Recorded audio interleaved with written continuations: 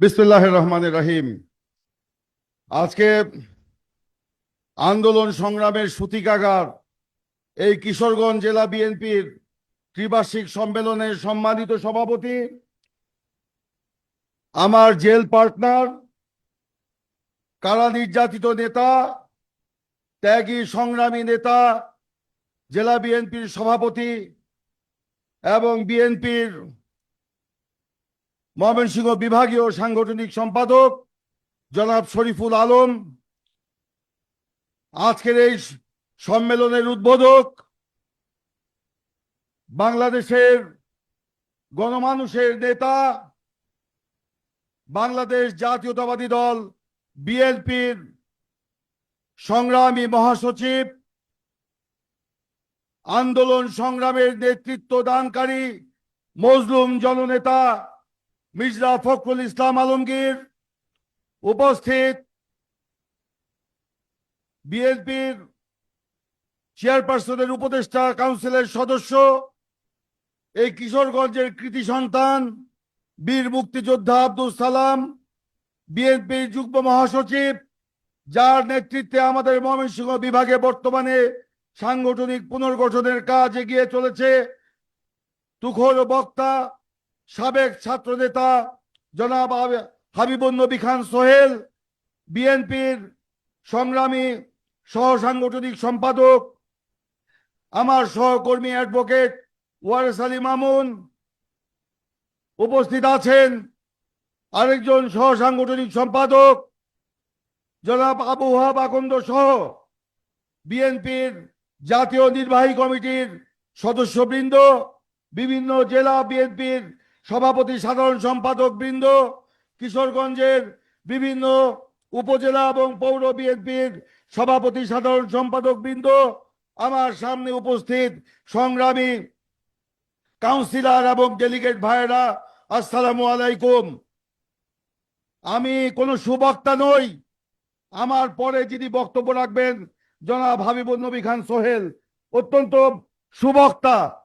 তার বক্তব্য শোনার জন্য নিশ্চয়ই আপনারা অধীর আগ্রহে অপেক্ষা করছেন।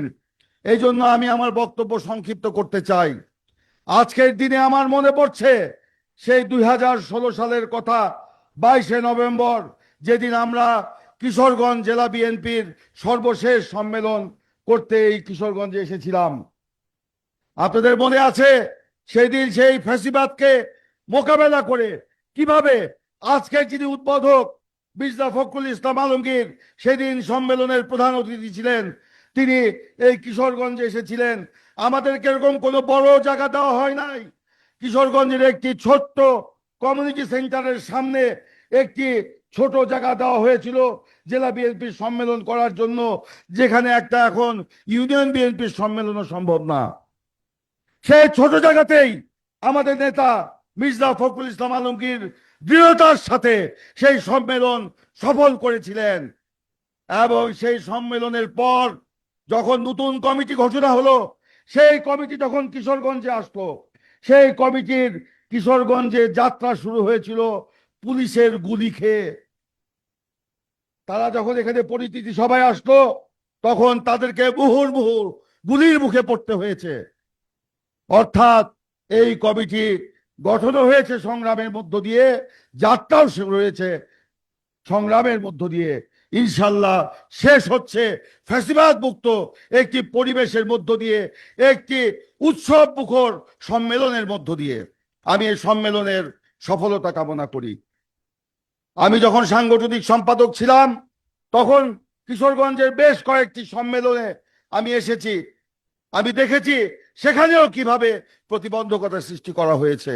তারপরেও আপনারা সকল উপজেলার সম্মেলন সম্পন্ন করেছেন, সেই জন্য আবারও ধন্যবাদ।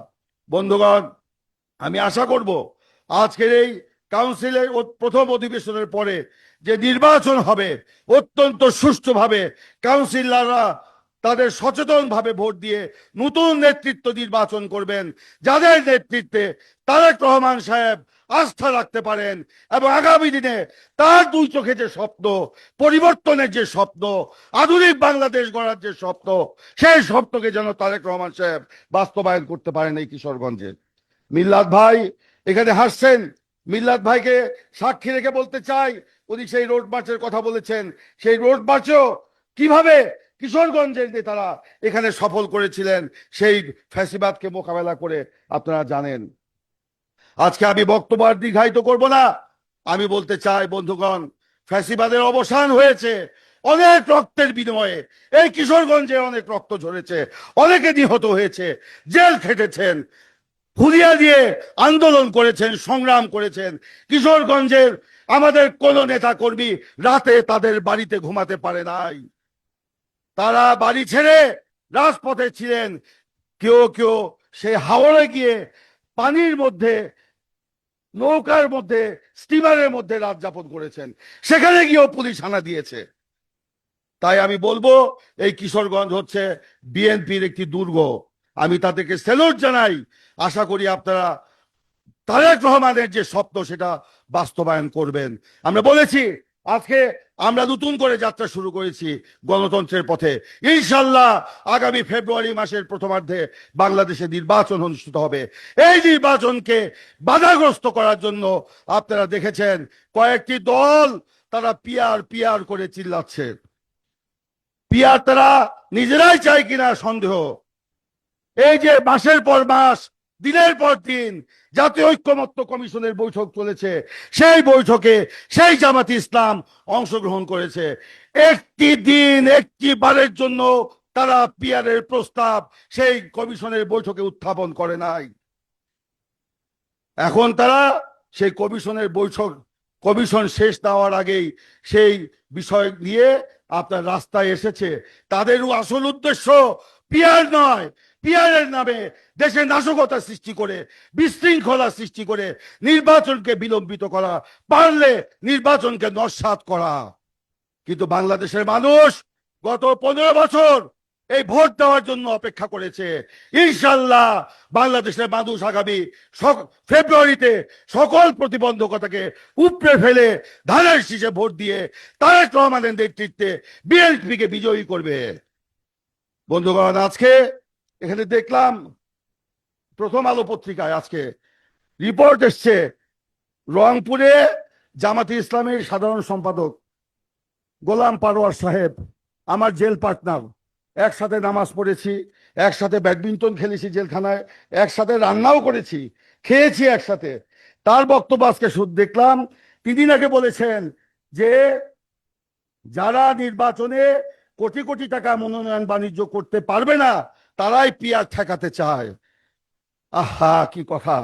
তাকে বিনয়ের সাথে বলতে চাই, যারা পিয়ারের মাধ্যমে ওই স্থানীয় পর্যায়ে কোন নির্বাচন প্রার্থী বাছাই না করেই যেন তেন ভাবে তারা পিয়ারের মাধ্যমে ভোট দিয়ে নিজেদের মন গড়া প্রার্থী দিতে চায়, তারাই নির্বাচনে কোটি কোটি টাকা বাণিজ্য করার জন্য পিয়ারের বিষয় নিয়ে মাঠে এসেছে।